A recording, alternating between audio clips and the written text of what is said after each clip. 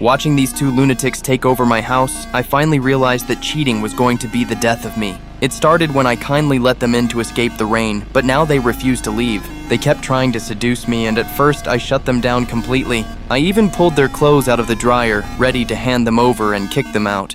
But when they stayed in the bathroom for way too long without a sound, I got suspicious.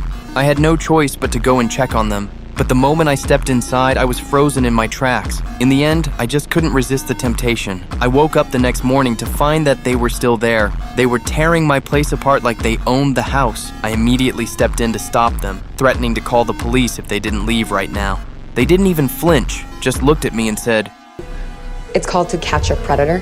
What the fuck are you talking about? 15 to 20 years? I think it is 20. 15 gets you 20, right? I don't believe it. You don't have to. And I'm not planning on taking a shower. I have evidence. I was stunned. These women looked at least 20 years old.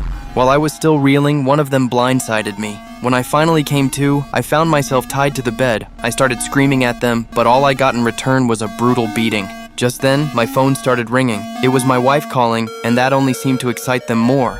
They were ready to answer it and let my wife see exactly what was happening. I panicked. If she picked up, my career and my entire life would be over. In a panic, I told them I'd do anything as long as they didn't answer that phone.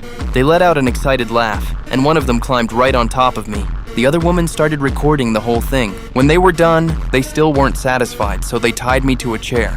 Then they started playing a twisted game of trivia. When I refused to play along, they forced a pair of headphones onto my head. They cranked the volume to the max. It was so loud I thought my eardrums were going to burst. I had no choice but to play their game. Mid-game, the doorbell rang. It was my colleague coming to pick up my finished work. They didn't panic at all. One hid me in the back room while the other pretended to be my niece. She started chatting with my colleague, lying and saying I had stepped out. The moment my colleague saw the work they'd destroyed, he couldn't catch his breath. He scrambled for his inhaler while the women tried to blame some intruder for the mess. But he wasn't buying it, and then it hit him. I don't even have a niece. Right then, he heard me screaming for help. He rushed toward the room, but the woman seized the chance to swipe his inhaler. As soon as he walked in, he saw me tied up. Just as he reached to untie me, he heard the sound of the girl destroying more of my work outside. He abandoned me to go stop her, and the more he tried to stop them, the more excited those two women became. Just then, he started struggling to breathe again. The woman taunted him with his inhaler, but suddenly, her colleague stepped on some debris and took a hard fall.